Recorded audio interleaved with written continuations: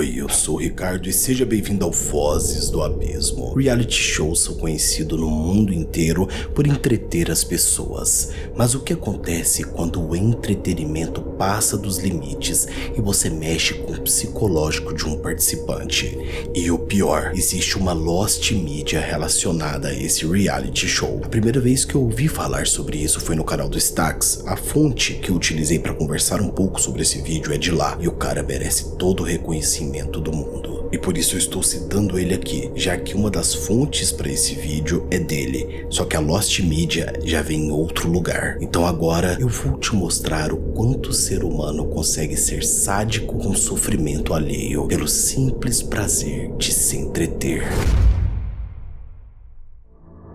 Suzuno Denpa Shonen foi um programa exibido durante os meados de 1998. Para você que não viveu na década de 1990, a televisão era diferente do que é hoje. Hoje, todo politicamente correto e regras que existem sociais não existiam na década de 90. Nós vimos o Gugu com suas mulheres de biquíni e tudo mais acontecendo, e a televisão era bem focada no entretenimento a todo custo. Isso só custou a sua alma. E naquela época os reality shows estavam surgindo até mesmo no Brasil, e no mundo inteiro esse tipo de reality estava estourando. Mas o Japão sempre teve uma televisão muito ativa, com entretenimento focado em diversas coisas. Existem entretenimentos saudáveis no Japão, mas também existem coisas bizarras, assim como é no mundo inteiro. Claro que no Japão é um pouquinho mais. E eles criaram um reality show onde você tinha que sobreviver. O reality show sempre teve uma grande audiência, mas a temporada mais famosa que ganhou destaque no mundo inteiro foi com um cara chamado Tomoaki Hamatsu, 23 anos de idade. Ele era um comediante e ator, mas nada muito famoso ou de grande destaque, como se fosse um instagramer famoso hoje em dia, ou um youtuber em si. E ele passaria um tempo nesse reality show. Ele foi desafiado a ficar sem roupas e privado de suprimentos em um apartamento aleatório, um apartamento onde deveria conviver e viver, porque se ele conseguisse ficar ali,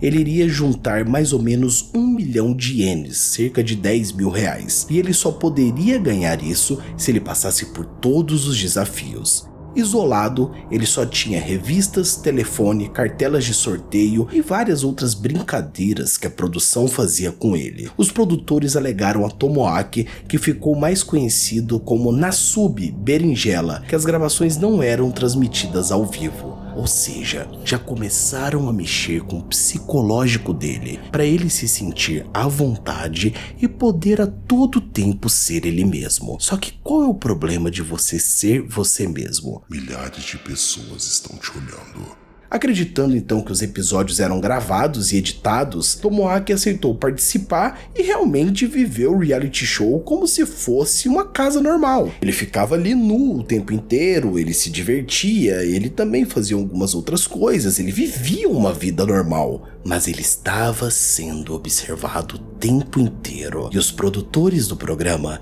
não cumpriram o acordo. E todo o material, seus vídeos íntimos, tudo era transmitido ao público, e por isso eles colocavam uma berinjela para censurar suas partes. E ao longo dos meses, Tomoaki passava as tardes escrevendo cartas para serem publicadas, porque isso podia dar um prêmio para ele. E ele também estava solitário, e as formas de você fugir da sua própria loucura, da sua mente, é criando vozes. Você não me criou, Ricardo, eu sempre estive dentro da sua cabeça. Eu sempre também estive dentro da sua cabeça. Você não me criou! E por isso, ele ficava falando e passando por diversas humilhações, como entregas falsas de comida. Os entregadores fingiam encomendas de vizinhos, sendo que tudo era para ele. E ele também recebia ração de cachorro, arroz cru, bebidas salgadas, bebidas extremamente doces. Recebeu uma bicicleta ergométrica, bichinho de pelúcia. E esse bichinho de pelúcia, ele conversava com esse bichinho. E sabe o que é pior de tudo isso que nós estamos falando, eu e as vozes? É que as pessoas riam disso. As pessoas achavam isso engraçado. As pessoas achavam que aquilo era normal. Que humilhar uma pessoa pessoa e deixar ela a níveis totalmente horríveis era algo certo, era algo que deveria acontecer. Só que ele passou um ano isolado, sem contato com o mundo exterior. Ele começava a surtar, chorar, implorar por ajuda, enquanto era submetido a essa tortura psicológica. E o público se deliciava com isso. E o apartamento ficou tão famoso que os fãs e os paparazzis tentavam invadir. E já chegou um momento que ele estava sob condições sem ter nenhum tipo de respeito ou cuidado. Era tudo subhumano. Então, obviamente, é nesse momento que eles vão acabar com isso, certo? Não. O ser humano é ganancioso e capaz de tudo para lucrar em cima de outra pessoa. No novo apartamento, ele completou 1 milhão de ienes dentro de 335 dias. E no final do reality, entregaram suas roupas, vendaram seus olhos, tudo acabou, tudo é tão lindo.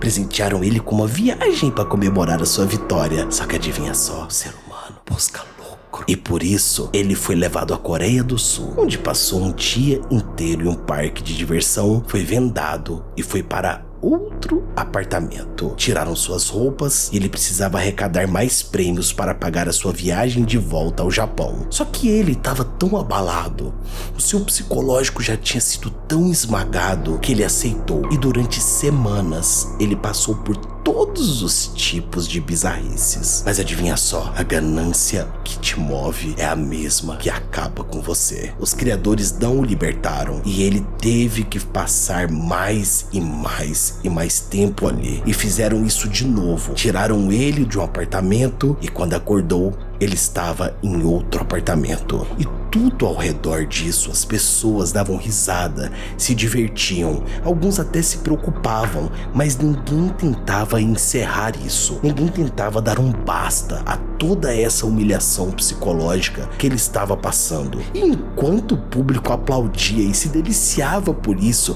dava risada, menosprezava e humilhava ele, ele começou a ficar totalmente perturbado. Ele começou a pensar que tudo aquilo ia ser a sua vida para sempre. E a sua mente perdeu a conexão com a realidade. Qual você está se perdendo todo dia, Ricardo? Sua mente vai se tornar nossa muito em breve. Então o tempo se passou e ele foi liberado. E ao ser indagado do porquê dele não ter saído dali, ele disse de forma humilde: eu cumpro o que eu digo, a minha palavra é só uma. Só que o reality deixou diversos traumas para ele. Ele perdeu muito peso, ansiedade social, não conseguia mais estar em público e não conseguia mais vestir roupas. Os anos se passaram, as coisas foram acontecendo e depois de muito tempo, o criador do programa disse desculpas. Só que vamos falar a verdade, depois que a desculpa foi inventada, ninguém mais perdeu nada, não é mesmo? É só falar desculpa e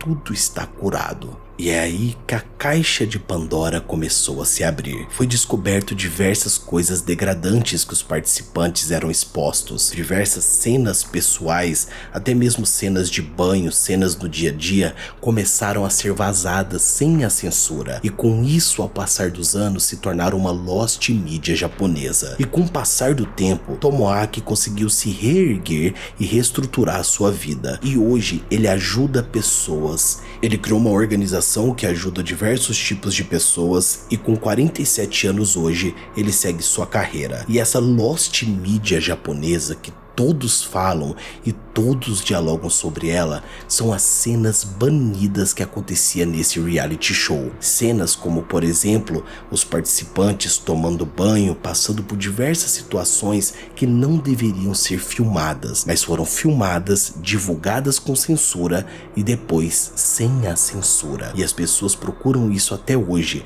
até mesmo para tentar algum processo, mas nunca foi encontrado. Olha pra cá, o Ricardo quer te falar algo.